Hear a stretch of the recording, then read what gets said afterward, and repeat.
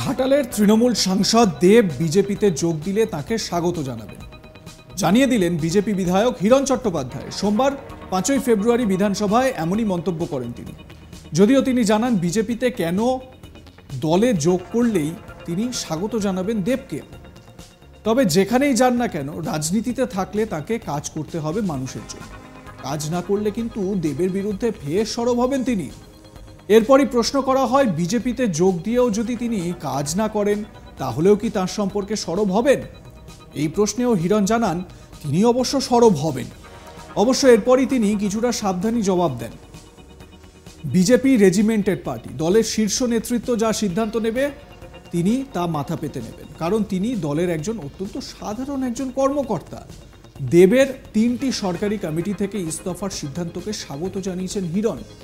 তিনি জানান সময় দিতে পারছেন না দেখিয়েই সম্ভবত এই সিদ্ধান্ত নিয়েছেন দেব। 10 বছর আগেই যদি দেব এই সিদ্ধান্ত নিতেন তাহলে ঘাটালের মানুষ উপকৃত হতো বলেও মন্তব্য করেছেন হিরণ চট্টোপাধ্যায়। তো দেব প্রসঙ্গে হিরণ কি বলেছেন সেই বিষয়টা একবার শোনাই আপনাদের। বিজেপি কেন, উনি যা পার্টি জয়েন করুন না কেন, যদি নাও করেন, যদি করেন যে কোনো পার্টিতে, আমি সবসময় ওনাকে স্বাগতম জানাবো, সাধুবাদ জানাবো। কারণ ওনার ব্যক্তিগত ব্যাপার, উনি কোথায় যাবেন, কি করবেন সেই বিষয়ে তো আমরা কেউ হস্তক্ষেপ করতে পারি না, আমাদের অধিকারও নেই। কিন্তু উনি যদি রাজনীতির মঞ্চে আসেন যেভাবে হোক, সেখানে যদি মানুষের সেবায় আবার ব্যাঘাত ঘটে এবং মানুষের ভোটে জয়ী হওয়ার পর যদি মানুষের জন্য কাজ না করেন, তাহলে কিন্তু আমি যেমন সরব আছি আবার সরব হব এবং আবার অভিযোগ তুলব। সেটা বিজেপির হয়েও যদি উনি দাঁড়ান, যে কোনো দলেতে, যদি আমার বিজেপিতেও আসেন তো বিজেপিতে এসে যদি উনি কাজ না করতে পারেন ডেফিনেটলি আমি বলবো। বাট আমাদের পার্টির সিদ্ধান্ত, আমাদের তো রেজিমেন্টেড পার্টি এবং পৃথিবীর সবচাইতে বড় পার্টি, সেই পার্টির আমি একজন সামান্য কার্যকর্তা। ফলে আমি তো সিদ্ধান্ত নেওয়ার কেউ নই পার্টিতে। পার্টি যা সিদ্ধান্ত দেবেন, পার্টি যা বলবেন সেটাই মাথা নত করে করবো। এবং গত 3 বছর ধরে পার্টি যা বলেছেন, বিধানসভায় দাঁড়িয়ে মানুষ আমাকে জিতিয়েছেন। পার্টি বলেছে পৌরসভাতে দাঁড়াতে, পৌরসভাতে মানুষ আমাকে জিতিয়েছেন। পঞ্চায়েতের জন্য পার্টি বলেছিল যে পঞ্চায়েত জিতিয়ে দিতে। আমি আমার যেখানে থাকি গোপালীতে, সেখানে যদি পঞ্চায়েত জিতিনি, সেখানে আমি পঞ্চায়েত বোর্ড তৈরি করেছি, পঞ্চায়েত সমিতি জিতেছি। ফলে পার্টি যা বলবেন, পার্টি যা নির্দেশ দেবেন সেই সিদ্ধান্ত মাথা পেতে নেব। কারণ আমার পরিচয়, আমি ভারতীয় জনতা পার্টি একজন অত্যন্ত সাধারণ কার্যকর্তা। দেবের বিরুদ্ধে ব্যক্তিগতভাবে কখনো সরব হয়নি। আমার যারা বক্তব্য ছিল, দুটো বক্তব্য খুব ক্লিয়ার ছিল। একটা হলো যে এনামুল হকের কাছ থেকে যে টাকাটা উনি নিয়েছিলেন, যার জন্য সিবিআই ইডির তদন্ত চলছে, সেই তদন্তে যতদিন উনি নির্দোষ প্রমাণিত হচ্ছেন ততদিন আমার অভিযোগ যেমন আমি করেছিলাম সেই অভিযোগ চলবে। 2 নম্বর হলো যে উনি সিনেমা করতে করতে যে রাজনীতি করার চেষ্টা করেছিলেন, পার্ট টাইম পলিটিক্স, তো বিনা পার্ট টাইম পলিটিশিয়ান ওনার পক্ষে সম্ভব হচ্ছিল না ঘাটালের মানুষের জন্য সেবা করা বা ঘাটালের উন্নয়ন করা। আপনিও দেখেন যে লোকসভাতে ওনার উপস্থিতি গত 10 বছরে দ্যাট ইজ বিলো 20%। এক্স্যাক্টলি ফিগারটা বলতে পারবো না, বাট বিলো 20%। এমনও সময় গেছে যখন লোকসভাতে বাজেট অধিবেশন চলছে, সেই সময় উনি কোনো বিদেশের কোনো জায়গা থেকে ছবি পোস্ট করে বলেছেন দেখো আমার কেমন লাগছে। তো তাতে যেটা হয়েছে, তাতে আর কিছুই হয়নি। আমি কোনো ব্যক্তিগত আক্রমণে কখনো যাইনি, আজও যাব না। সেটা হলো যে মানুষের, যে গরিব মানুষের ট্যাক্সের টাকায় যে নির্বাচিত হয়ে জনপ্রতিনিধি কাজ করার চেষ্টা করেন, সেই কাজটা গত 10 বছরে হয়নি। এই দুটো ব্যাপারে আমার প্রতিবাদ ছিল। একটা ছিল ওনার বিরুদ্ধে যে 5 কোটি টাকার যে অভিযোগ, যার জন্য সিবিআই ইডি তদন্ত চলছে, সেটা নিয়ে। আর দ্বিতীয় ছিল যে উনি সিনেমা করতে করতে, অভিনয় করতে করতে ঘাটালের মানুষের জন্য সময় দিতে পারছিলেন না। তার ফলে উনি যে সিদ্ধান্ত নিয়েছেন যে 3টে সংস্থা থেকে যে পদত্যাগ করেছেন, এটাতে আমি সাধুবাদ জানিয়েছি, প্রথমেই সাধুবাদ জানিয়েছি এবং স্বাগতম জানিয়েছি। এবং আমার যেটা মনে হয়েছে যে 10 বছর আগে যদি সিদ্ধান্ত নিতেন, রিয়েলাইজেশনটা 10 বছর আগে হতো যে আমার পক্ষে রাজনীতি করা সম্ভব নয় কারণ আমি অভিনয় করি, তাহলে ঘাটালের মানুষের অনেক বেশি ভালো হতো, তাদের অনেক বেশি উন্নয়ন হতো। এদিকে রাজনীতির আঙিনায় আসার আগে থেকেই দুজনকে চেনেন সবাই আপনারা, দুজনেই দুজনের সঙ্গে খুব সড়গড়, দুজনেই ফিল্ম ইন্ডাস্ট্রি থেকে পা রেখেছেন রাজনীতিতে। আমরা বলছি ঘাটালে তৃণমূল সাংসদ দেব ও বিজেপি বিধায়ক হিরণ চট্টোপাধ্যায়ের কথা। এবার তৃণমূলের অভিনেতা সাংসদ দেবের 3টি সরকারি কমিটি থেকে ইস্তফা দেওয়ার ঘটনায় তৈরি হয়েছে জল্পনা। তাহলে কি আসন্ন লোকসভা ভোটের আগে তৃণমূল ছেড়ে বিজেপিতে যোগ দিচ্ছেন দেব? যদিও দেবের তরফে সরকারিভাবে এ নিয়ে কোনো প্রতিক্রিয়া মেলেনি। ঘাটালের তৃণমূল সাংসদ দেবের 3টি সরকারি কমিটি থেকে ইস্তফা নিয়ে দলের শীর্ষ স্তরের নেতানেত্রীরা কেউই তেমন মুখ খোলেননি। রবিবার 4 ফেব্রুয়ারি এ নিয়ে মুখ খুললেন রাজ্যের মন্ত্রী শশী পাঁজা। তাকে এ বিষয়ে প্রশ্ন করা হলে তিনি জানান বিষয়টি তার জানা নেই, মানে এই বলেই তিনি সমাপ্তি দেন। সেই জন্য ইস্তফা দিয়েছেন, মানে কি জন্য ইস্তফা দিয়েছেন, মানে সেটা যখন প্রশ্ন করা হয় তিনি তখন বলছেন যে সময় হয়তো দিতে পারছেন না, সেই কারণেই ইস্তফা দিয়েছেন। এরপরই মানে দেবের ইস্তফার পরই রাজনৈতিক মহলে জল্পনা তুঙ্গে, তাহলে কি লোকসভা ভোটের আগে বিজেপিতে যোগ দিচ্ছেন দেব? এ বিষয়ে মন্ত্রী শশী পাজাকে জিজ্ঞাসা করা হলে তিনি জানান যদির উপর ভিত্তি করে কিছু বলা উচিত নয়, কিন্তু যদি এটা হয় বাংলার মানুষের সঙ্গে অন্যায় হবে।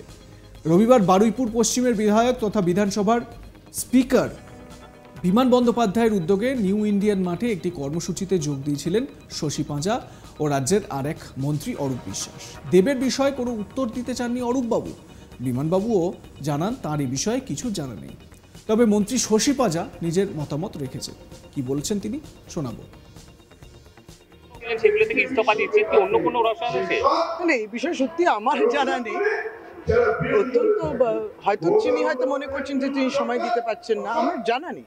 যে বিষয়ে জানা নেই সেটা বলা উচিত। জয়েন করতে পারে, বিজেপিতে জয়েন করতে পারে, সেরকম কোনো কথা কানেই আসেনি।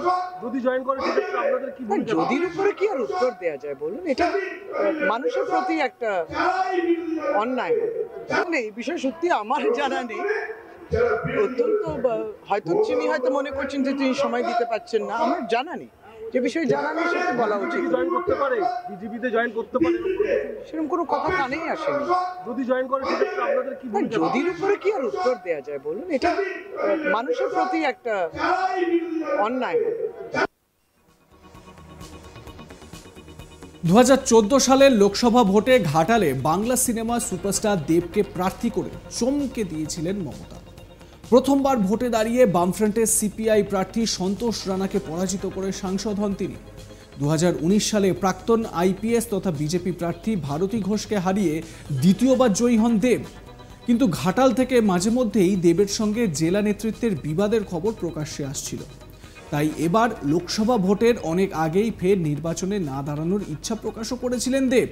কিন্তু মমতা কালীঘাটে পশ্চিম মেদিনীপুর সংক্রান্ত বৈঠকে তার পাশে দাঁড়িয়ে যেভাবে বিরোধী গোষ্ঠীর নেতাদের প্রশ্নের মুখে ফেলেছেন, তাতে ঘাটাল লোকসভায় তৃণমূল প্রার্থী হিসেবে ফের তাকে দেখা যেতে পারে সেরকমই সম্ভাবনা তৈরি হয়েছিল। কিন্তু ঘাটাল হাসপাতালের রোগী কল্যাণ সমিতির চেয়ারম্যান পদ থেকে দেবের এভাবে ইস্তফায় আবারও তা নিয়ে প্রশ্ন তৈরি হয়েছে।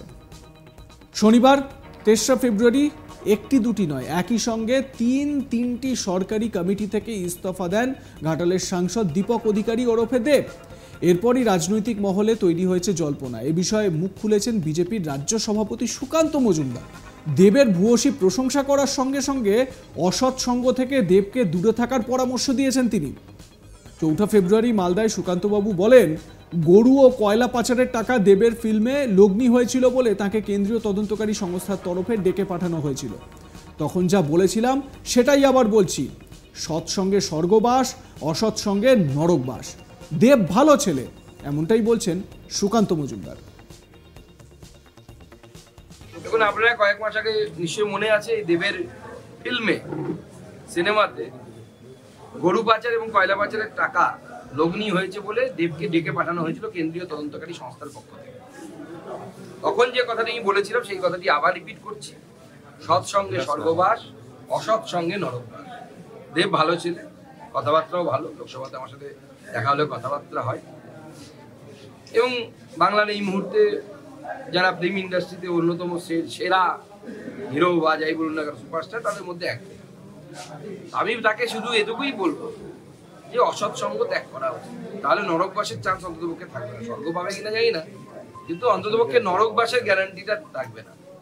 তো তিনি 3টে জায়গা থেকে ইয়ে করেছেন, মানে রেজিগনেশন দিয়েছেন।